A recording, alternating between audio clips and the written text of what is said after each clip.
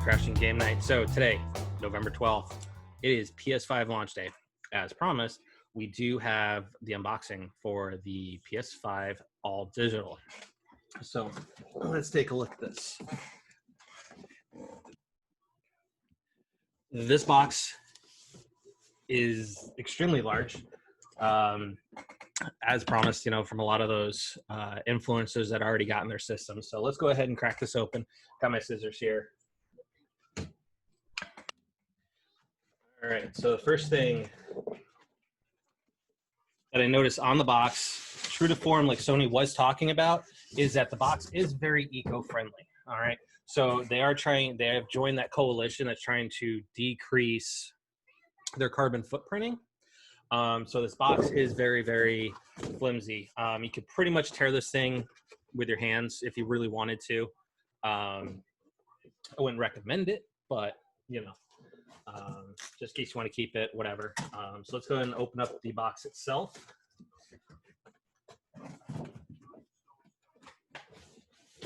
So first thing, right in the top, looks like we got the accessory box. Let's go ahead and open this thing up. All right, so first thing out of the box is you have the manuals. You would expect to use these, any console. So we'll go ahead and set those off on the side for right now. You've got the power cord. Looking at the design, it looks like the same similar power cord that the PS4s were using. We'll get to that part here in a second. The second piece is going to be the base.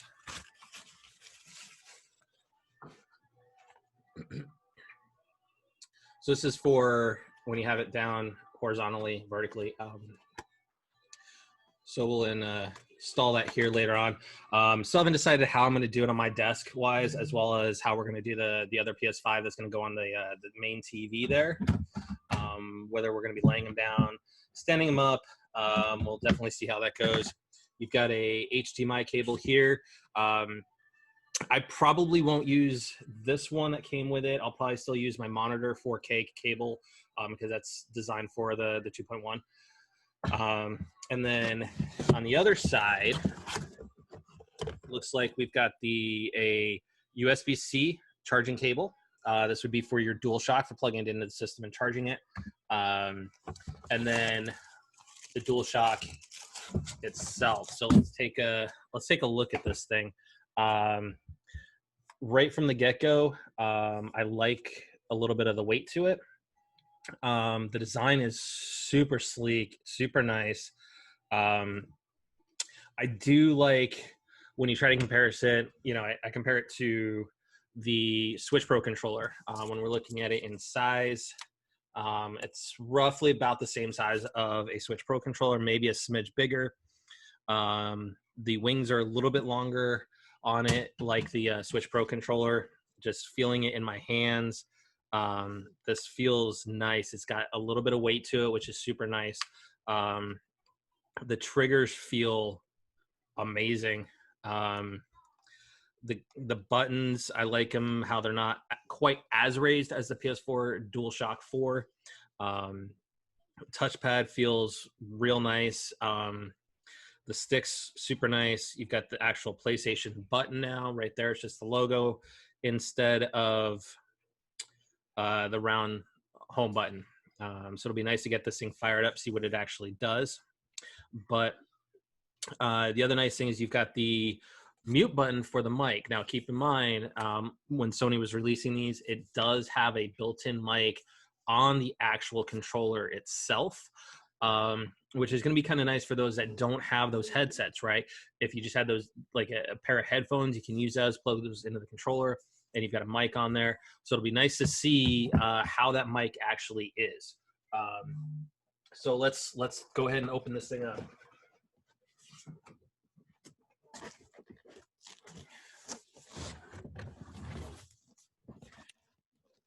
Thing is super easy. So what I'm going to do is just push it out from one side.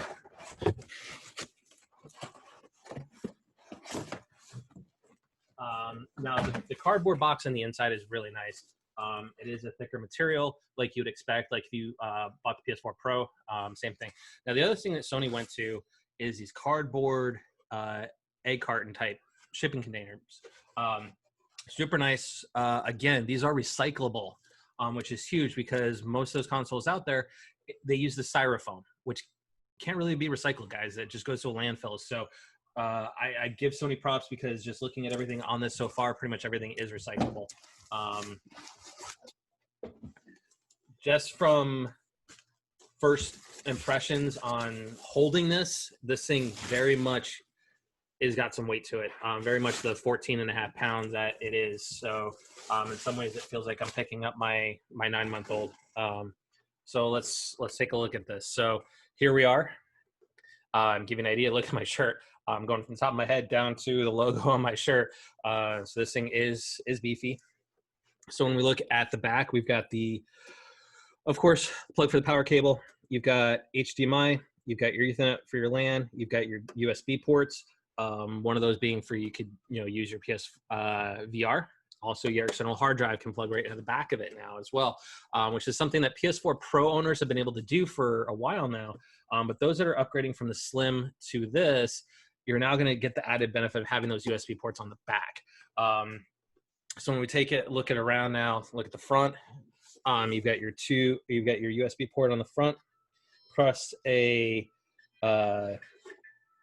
smaller USB-A on the front of it as well. And the nice thing is you actually have an actual power button. So here we go with this. So overall, it is super nice. Here you've got the PlayStation logo from when you're standing it up. Everyone's gonna be able to see it, but when you're laying it down, the nice thing is it does have the Sony right here in the bottom left corner right there. Overall, super nice. Like the weight to it as we're looking at it standing up. Honestly, it is a little bit bigger, like wider wise than I would have anticipated. Probably good 3 inches wider than the PS4 Pro. Height wise, it's not terribly that much taller when you're laying it down. Now, of course, you've got the way it's designed to fan out like that. So looking forward to firing this thing up. So for those that are watching, I have Sackboy and I have the Miles Morales Deluxe launch edition rather. So I will be having Spider-Man Remastered as well. So we've got those three plus Astro's Playroom. I will definitely be firing that up today while everything else is downloading. And then I do plan on taking part in Bugsnax, which is part of the PlayStation Plus free for November. So it'll be nice to actually play that, see how it is. For a $30 game, I'm imagining it was going to be a short game anyways. So it's kind of nice to have that actually fleshed in as a freebie on that. Now, the other thing we have for you to unbox as well is going to be the charging base as well. I didn't go with the headset because I already have a set of Platinums. So I want to see how those work before getting the 3D Pulse headset. Reason being is those Platinums are super nice.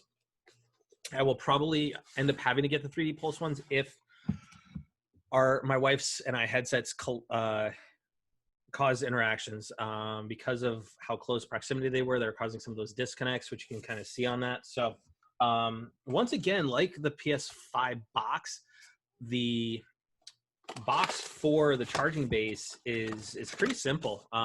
Again, you can pretty much rip it with your hands if you really needed to. So the cardboard box inside is super nice and durable. You've got, of course, the manual there. Set that off on the side. First thing you can pull out is you've got your plug. Now, what this plug reminds me of, and for those that listen to the podcast know I'm a huge Vita person. It reminds me of the Vita, the original charging setup for the Vita, so which is kind of nice. Now let's go ahead and pop this puppy open here really quick. So it is very looking like the console itself. So it looks like everything just snaps right on in. So you take your dual sense, and it just supposed to fit right on in. So let's go ahead and see how that snaps on in. So it is not, there it goes. So that was actually, once you get used to the alignment on it, that's going to be super easy compared to some of those other chargers that are out there for the DualShock 4s. It just sits right in there too, which is really nice. So you're not going to have to worry about really pushing down on anything. Like some of those other chargers, you got to push down, make it click in. This one, it just rests right on in there, which is really nice. You just drop it in, let it charge, be good to go. So it'll be nice to have this thing fired up. I like that it's a smaller design. This will fit real nice on a desk somewhere or on your entertainment center. Easy enough to hide behind a door too. But when you look at the design on this, it is much like we saw with all their other accessories, designed to match. So we'll definitely try and get the some of our thoughts on the system when we record the podcast tomorrow for episode 100. We are going to have a Newman sighting as well, which is going to be great. You know, he was with us for 50, and honestly, this one I think means a lot more to us too, because he's been around and kind of been one of those fans that have, you know, utilized the voicemail and stuff, which we love for our fans to do. But he's been there for a while, making those comments against Jerry and Jason and sometimes Theo. So it'll be nice to have him on, especially since he's, from all intents and purposes that we know, we'll look for an update, as beat cancer, which is huge these days, especially in the day and age of COVID. So definitely thank you guys for tuning in, watching this unboxing. Look for a article coming out for our review thoughts on the PlayStation 5, its setup, its UI, the games, how the store operates, those type of things, because I did buy some currency so I can go in and actually start fiddling around with it, see how the games are. I'm looking forward to the download speeds and whatnot. So once again, it's Matt Diorio, Crashing Game Night. Once again, as always, guys, be excellent to each other. Stay frosty. Have a great day.